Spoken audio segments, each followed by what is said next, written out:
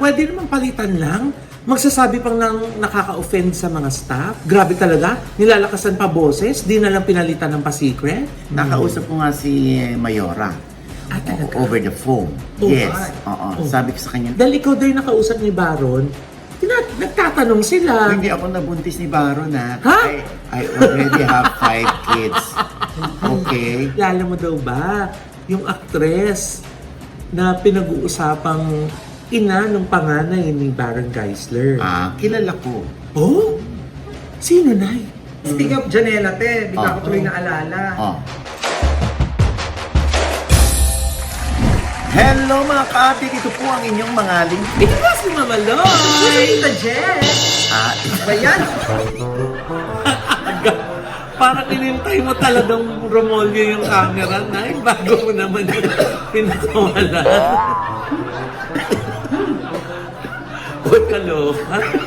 Ba? Oy, na, hindi. Wala pa yung ichika mo na, oh. Oy, wala yan na. Nagpapanggap lang po sila. Ang hapdi sa mata. Parang nalunok na siya. Eksakto pa sa pagkain. Ang haba pa naman ang hair niya ngayon. Uli, Mata yung Ano yung sinasabi mo, Jex, ang pagpapakilala mo? Ito po si Tita Jet! At ito naman po si Papa O at si Audie Diaz. Ano pa nga ba? Ang lagi niyong inihirit sa amin. Ay! Chika mo na! Dali! Ayan, ako Holy Monday po ngayon. Yes, Oo. kaya yung ginawa pa ni Nanay, party po ng penitensya namin. Uy, grabe ka naman. Mas mahirap Ang tawag doon pagpipika. Oo. Anyway, Holy Monday. Yes. And I'm sure lahat sila may plano kung paano nila i-observe ang Holy Week. Hindi Yes. ba?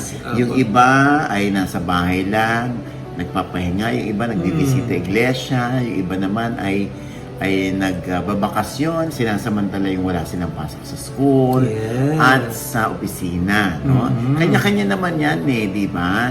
Wala nang magnenega. Kung yung iba ay nagtitika at nananalangin at nagpapabasa, huwag na nilang questionin kung yung iba nagbabakasyon. Oh. Di ba? Yung wala na lang pakialaman.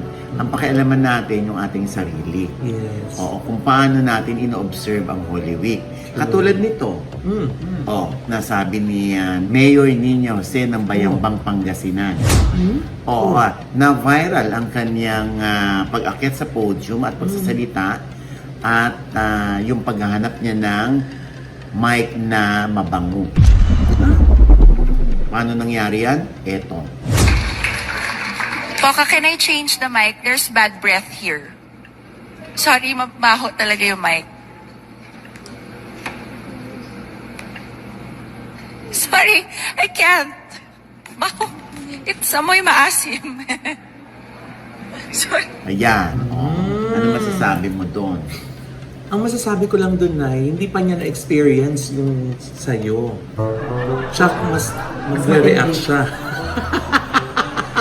Can you move on? Kasi narapan namin, Diyos ko, walang-wala naman yung microphone na yan doon sa experience ni Jake sa Bakit likod nagka- ngayon. Bakit? Ano ba ito? Parang halitosis. Parang. Anyway, sa mga hindi nakakakilala kay Nina Jose, dati Yes. siyang PBB housemate. Oh, Oo. yes. Tapos parang nakasama ko siya sa mutya. Oo. At tapos ay napangasawa niya ang dating mayor ng Bayambang Nueva Ecija na isa ring negosyanteng si Mayor Cesar. At siya ngayon ang kasalukuyang mayor ng Bayambang, si Nina Jose. Yes. Oo, nagsasalita siya dun sa flag ceremony. Siyempre, bago siya magsalita, may naamoy siyang something. Oo. Oo. Kaya naman, nag-react din yung mga netizen sa naging behavior o attitude ni Nina. Anong mga comment nila? Eto na yung nasa sulat. Basa. Sabi ng isa, pwede naman palitan lang. Magsasabi pang nakaka-offend sa mga staff. Kasi nga, di ba, yung POCA yata, yung sekretarya niya, o yung staff niya, na hinihingi niya yung bagong microphone yung walang amoy. Mm. Oo. Tapos, Sabi ng isa, grabe talaga, nilalakasan pa boses, di na lang pinalitan ng pa-secret. Sabi ng ganon. Oo. Sabi naman ni Veronica, she could ask for assistant to get her a new mic and whisper the reason why. Sabi naman ni Eswin, sana sinabi niya na lang, hindi yung in-announce niya pa talaga. Sinabi niya lang sana, pakipalit yung mic. Medyo iba kasi yung amoy ng mic na yan. Sabi ng ganon. So si Nina ay nagpakatotoo. Oo. Talagang kung ano yung naamoy niya, sinabi niya na mabaho yung mic, bad breath yung mic, at baka magkahalitosis siya. Mm. No? Sa palagay nyo kaya, kung yan ay binulong ni Nina sa kanyang staff, mababiral ba yan? Sige Ay, nga. hindi. Siyempre, Siyempre. hindi natin narinig eh. Exactly. Oo. Kaya ganyan ang nangyari. Ngayon, kung sasabihin niya na, sa staff ko, baka pwedeng, meron ba tayong isang mic dyan, pakiabot? Palagay mo, mababiral yun? Hindi. Hindi rin. Kaya naman, yung mga netizen ay nagko-comment ng ganyan kasi nga na-viral. Una. Pangalawa, syempre, dapat handa rin naman si Nina kung ano man ang magiging tugon o judgment sa kanya ng mga tao. Yung iba naman, naaliw lang. Oo. Kasi nga, parang ang cute lang sa kanila. So, iba-iba, sari-sari talaga yung mga opinion eh. Nakausap ko nga si Mayora. Talaga? Over the phone. Oh, Yes. ay. Oo. Sabi ko sa kanya, naamoy mo ba ako? Ha? Sabi niya, ano ka ba, Mike? Hindi. Nakausap ko siya sa phone. Oo nga eh. Sobra akong binabash ng ilang netizens. Nagpakatotoo lang naman ako. Inas ko yung staff ko, napalitan yung mic kasi yung mga mic na yon parang nakulob. Wala naman daw ibang gumamit. Nakulob lang daw, kaya medyo nag-iba yung amoy, umasim. Oo. Ngayon daw, kung na-offend man daw niya yung microphone, hihingi daw siya ng sorry sa microphone. Ha? Kasi yun daw ang sinabihan niya. So ano yun, te? Oh. Nariringgan niya yung mga netizen na OA yung reaksyon? Hindi naman. Gusto lang niyang humingi ng sorry daw sa mic. Ha? Sa susunod na flag ceremony. Sabi niya. Pero wala na raw siyang magagawa, andyan na raw. Actually, marami raw humihingi ng kanyang panig, pero sabi ng kanyang mister na si Mayor Cesar, wag na lamang daw sagutin. Wag na lang daw pahabain. Ba't dinidiscuss pa natin dito? Para pahabain natin. Ay, ano ba yun? Hindi. Hindi. Diba? Oo. Ay, iba-iba naman yung reaction. Ako naman, hindi man ako na-offend. Siguro yung iba talaga, masyadong pag artista or pag politiko, dapat iba yung behavior mo. Dapat yung mas aayon sa mas nakararami. Siyempre, hindi naman natin pwedeng idikta lahat ang ito maganda mong gawin, ito yung hindi mo dapat gawin. Nangyari na ang nangyari. Siguro, lesson learned na rin yan kay Nina Jose. Na next time, pag hihingi siya ng kapalit na microphone, ay sa tawagin na lang niya sa mic, Poka, halika. Cheers. Okay po. Mas discreet. Sandali lang po mabaho po yung may pinapapalitan ko lang po. Di ganun din. Ay, nakamait ka rin. Nakalimutan ibaba yung mic. Uy, pero Naya, wake up call din to dun sa mga may hawak ng sound system. Kasi they really have to make sure, di ba usually na dinidisinfect nila, dinedeodorize nila yung mga microphone. Tsaka di ba may balot na rin ngayon yung microphone. Lalo nung nung pandemic. Lalo nung pandemic. At Yung lalo mga na balot na yun. pag karaoke ang nagaganap. Na kada grupo pinapalitan ng sapin o ng damit yung ulo ng mic. Kasi SOP na rin yan sa kanila na especially after pandemic. Correct. Naging habit na nila yan na dinidisinfect and dinedeodorize yung mga microphones. Oo. Kasi hindi mo rin naman maiiwasan yun, di ba? Lalo na pag nalalawayan yung microphone. Talagang babaho siya. Totoo. Diba? Magugulat ka minsan, kinukwento nila pagbukas nila may pagkain. Oo. dun sa loob. Correct, oo. Sorry po sa kumakain. Hindi ganun kasi, kaya nga di ba yung ibang mga performers, they choose na meron silang sarili mikropono. Kasi nga, for hygienic purposes, di ba nice? Kung regular kang gumagamit ng microphone lalo. Oo. Siyempre, si Jex, hindi naman talaga siya gumagamit ng microphone pag nagsasalita. Pag umuupo. Tsaka pag naamoy kong mabaho, Oh. tatapat ko dun sa mabaho. Baboy mo. Bakit?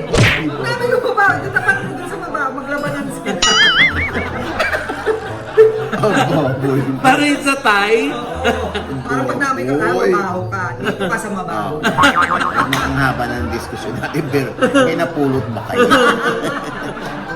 Nakakaloka. Ito naman, syempre, no, matagal nang naihimlay sa huling niyang hantungan si Miss Jacqueline Jose. Yes. Oo. Pero syempre, nabanggit pa rin ang pangalan ni Miss Jane, no? Sa panayam kay Albi Casino. Ay, oo nga. Ano ba sabi ni Albi? Kasi nga, natanong ito si Albi Casino doon sa isang press conference para sa isang project niya. Kung nakiramay daw ba siya nung wake ni Miss Jane, Miss Jacqueline Jose. So, ito yung sabi niya. Basa. Unang-una, I just wanna say rest in peace, Miss Jane. Saka condolences sa lahat ng tao na nagmamahal sa kanya. Pero, hindi naman ako apektado doon. I don't think my presence would be welcome there. So, ba't ako makikiramay, di ba? Yun, sabi niya. Oo. Pero pinuri naman si Albi ng ibang netizen for being honest Yes. sa feelings niya, hindi ba? Tama na rin naman siya. Bakit naman siya baka naman din siya hindi welcome doon, hindi ba? So, mas pinili na lang niyang wag pumunta, hindi ba? Hindi pa kaya sila na okay, yung family ni Andy Eigenman tsaka si Albi Casino na kaya ganyan yung sagot ni Albi. Siguro parang nagkalimutan na lang, nalipasan na, pero hindi nagkaroon ng closure.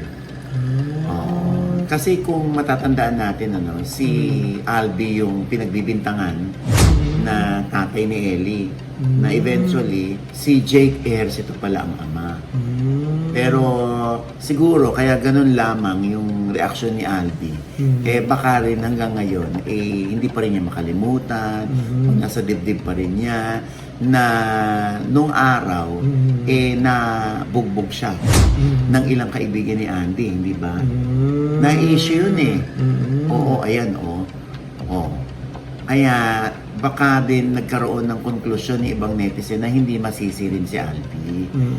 Kung bakit ganon at bakit hinangaan si Albi sa pagsasabi rin ng totoo.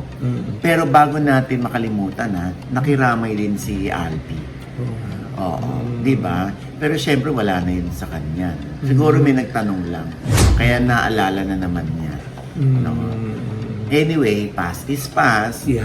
At masaya naman si Andy sa kanyang pamilya na nasa Siargao ngayon, si Philmar, di ba? At yung kanilang mga anak. At saka yung pagpunta sa mga wake, di ba, Nay? Pag yung super close mo lang naman usually yung pinupuntahan mo, hindi ka naman i-obliged na kailangan kang pumunta dahil expected of you na pumunta ka. Hindi, nangyari din kasi yan.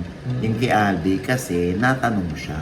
Oo nga. Alam mo naman pag ang mga reporter nagtatanong, kinukonek-connect the dots nila kung paano natin mapipiga si Albi o paano natin maiintriga or magkakaroon ng balita na itong kaharap natin ngayon ay ano bang issue na pwede natin itanong sa kanya. O ayun na yun. Ay, Nay! Speaking of issue. Naku, teka. Itong si Baron Geisler. Bakit? Ano di ba, nangyari? nung in-interview mo, Oh. naisiwalat niya na meron siyang panganay na anak. Oh. Pero hindi niya napag-usapan kung sino yung nanay. Oo. Naibalita naman ni Tita Christy Permin Oh. na kilala daw niya yung nanay ng bata. At nakausap nga daw ni Tita Christy, yung tinutukoy na aktres, na sinabi na wag na nga lang daw banggitin kung ano yung pangalan niya. Ang mga netizens, Nay, alam mo na, magaling mag-research. May mga lumalabas ngayon na yung aktres daw na pinag-uusapan o ang subject Eh, itong si Miss Nadia Montenegro. Ayan na yun. Kinoconnect nila, picture ni Miss Nadia tsaka ni Baron. Tapos picture ni Tita Chrissy tsaka ni Miss Nadia.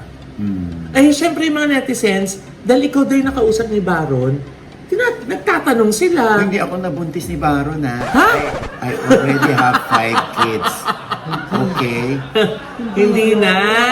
Tinatanong nila kung alam mo daw or kilala mo daw ba yung actress na pinag-uusapang ina ng panganay ni Baron Geisler. Kilala ko. Oh? Sino, Nay? Hindi ko kilala. Ha? Kakasabi mo lang kilala mo. Eh, tinatanong niyo kasi kung sino yun, eh. Ha? Hindi, kilala ko, pero bilang respeto Oh. na pakiusap ni Baron na huwag ko nang banggitin. Baka hindi rin naman gusto nung kabila na banggitin ng pangalan. Eh, nirespeto ko. Kaya ang napag-usapan lang namin, yung pagkakaroon niya ng anak doon, na ngayon ay 16 years old. Oo. At nakita ko yung muka, apakagandang bata. At plakado. Hindi mo maidideny na anak nga ito ni Baron. Tsaka ako naman, di ba, dapat with a heart tayo. Oo. Hindi naman lahat kailangan natin ilapas dahil gusto lang natin maka-scoop. So ako naman, bilang pagrespeto doon sa ina ng kanyang anak, eh, hindi naman para isiwalat natin kasi dapat bubusin na rin tayo doon sa girl. Sa actress na pwede ko bang banggitin pangalan. Eh, since ayaw naman pabanggit ni actress kay Ate Chrissy ang kanyang pangalan, sino naman tayo para banggitin dito? Di ba? Bigay natin sa kanila. Oo. Pag umamin na yung girl, o di saka tayo sumigunda na inamin na, hindi ba? For now, masaya naman si Baron dahil may communication na sila ng kanyang anak. At akala ni Baron ay isusumpa siya ng bata, eh hindi naman pala. Oh. Di ba? At saka very concerned daw sa kanya yung anak niya, di ba? Pag may mga nababalitang issue tungkol sa kanya. Correct, oo. Ang importante dyan, kung mapapansin mo, maganda pagpapalaki nung nanay doon sa bata.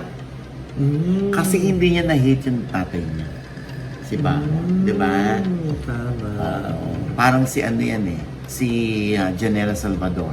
Di ba ang nanay niya ay si Janine Desiderio. Ang tatay niya ay si Juan Miguel Salvador. Oh. Oh. Na okay pa rin naman sila ni Juan Miguel Salvador. Oh, di ba? Na minsan ay nagkikita sila. Oh. Pero may narinig ba tayo na hate niya yung tatay niya? Wala. Oo. Kasi siguro, yun din yun sa pagpapalaki ni Janine kay Janela. Na pwedeng hindi niya pinuri yung tatay, pero hindi rin para siraan niya yung tatay. Di ba? Ay, speaking of Janela, te, di ka ako tuloy Oh. naalala. Oh. Magkakaroon siya ng concert. Oh. Sa New Frontier Theater. Oh. Sa April 19, Oh. 2024. 10th anniversary niya rin daw yun sa showbiz. Oh, anong At- title? Title, te, ay Reimagine. Wow. At guest niya rin dun yung nanay niya. Oh. Talaga? Ay, Sana ang guest bongga. din si si Juan Miguel Salvador. Ay, ang ganda siguro nun. Oo, Kung may di prod ba? number din sila ng papa niya, no? Oo, so sa New Frontier ito. Yes. Oo. April 19. Oo. Ba't mo naibalita? Eh, nagpunta ako dun eh. Nakikain ako. Ayun ang sinasabi ko sa'yo. Ang sarap ng pagkain eh. Oo. Teka lang, Nay, alam mo naman si Jegs. Hindi yan gumagalaw pag walang Gcash. Na Gcash ba to? Wala. Ayun na, kaya naman pala naka-attend ng press con ng Reimagine concert ni Janela. Oo. Sa April 19. Ayan. Saan nabili mo ng tickets, Jegs? Siyempre sa Ticketnet outlet. Wow. Ayan, nakabawi rin ng Gcash. Na-promote eh. Ay, pero maganda ang boses ni Janela. Yes. Oo. Oo, ilang beses ko na narinig ang boss ni Janela. in fairness, may pinagmanahan naman kasi. Diba? Oo. Kaya yung mga fans ni Janela, ayan na, ito na ang pagkakataon ninyo para mapanood ang inyong idol. Yes. Ha? Ayan. And with that, mga kaibigan, ito po ang inyong mga link. Ito po si Mama Loy, mga nanonood sa amin na hindi pa namin subscriber. Mag-subscribe na po kayo now na. Dahil napakadali lang. I-click lang po yung subscribe button na nandiyan sa ibaba. At kung naibigan po yung aming episode niya at meron kayong komento sa lahat ng aming chika, i-comment nyo na po below, i-click ang like button at huwag kalimutan i-click ang notification Dahil bell. pag kinlik niya, kayong unang-unang mananotify na meron kaming latest update. At syempre pa, ang kanya-kanya naming channel. Yes, sana manood at mag-subscribe po kayo sa channel ko. That's Mamaloy. M-A-M-A-L-O-I. Naku, kung hindi pa napanood yung vlog dyan, doon ang aming bakasyon sa Boracay, panoorin nyo na po, Riot. Sobrang good vibes po para sa inyo ngayong linggo. At syempre, nais po natin magpasalamat kay Dr. Jesus Cancio Solis or JC Solis ng Gorgeous Smile Dental Clinic para po sa aming gorgeous na mga ngiti. Galing ako dyan ng isang araw. Ako din, di ba? Nag-dip scaling kami ni Doc na talagang hindi kanya talaga tatantanan hanggat hindi niya na aayos. Yes. Ganyan siya ka OC. Grabe yung alaga nila, Nay. Talagang lagi tayong may reminder, no? Kung kailan tayo nakaschedule. Oo. So, talagang ang sinsin ni Doc. At grabe rin yung alaga niya habang nakaupo ka, kinakantahan ka pa niya. Correct. Para Oo. hindi mo nararamdaman yung mga dapat mo maramdaman. Oo, si ano, hindi basta-bastang ano yan, si Oo. Doc Casey Solis. Oo. Oo. Kasi advanced cosmetics ang kanyang pinag-aralan sa US. Wow. Yes. Pioneer siya. Diba? Na dentista. Kaya naman, ang ganda ng kanyang mga gawa, lalo na ang dami nagpapabenefit dahil nga sa akin. Yes. Diba? Ayan. Thank you so much po sa alaga at haplos Oo. ng pagmamahal. Doc JC and Miss Ara. Thank Correct. you. At syempre, ang skin natin. Yes, Nay! Ang ND Skin Beauty and Wellness Center naman po nag-aalaga sa aming kutis ni Nay Oji Diaz. Kita mo si Nanay, oh. Diba? At saka na yung Nagpahayo pahugis po ako bigas, oo.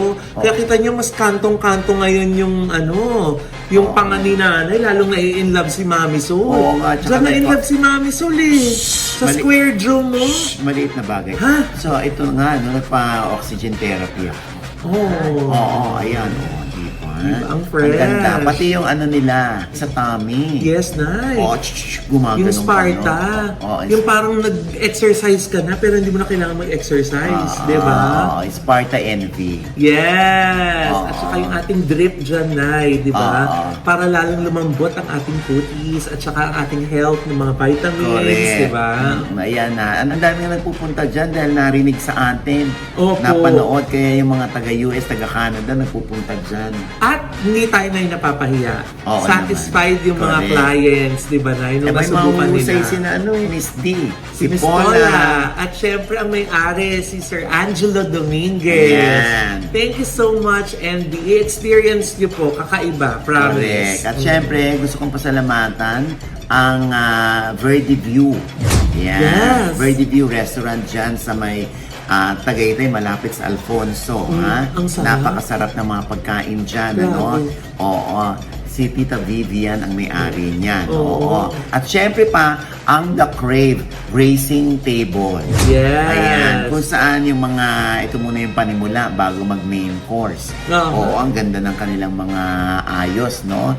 Yung pamatid, gutom, ika nga. Cocktails. Yes. Yes. The Crave. Ayan. Kung nasa Bulacan kayo, naku, taga Bulacan sila.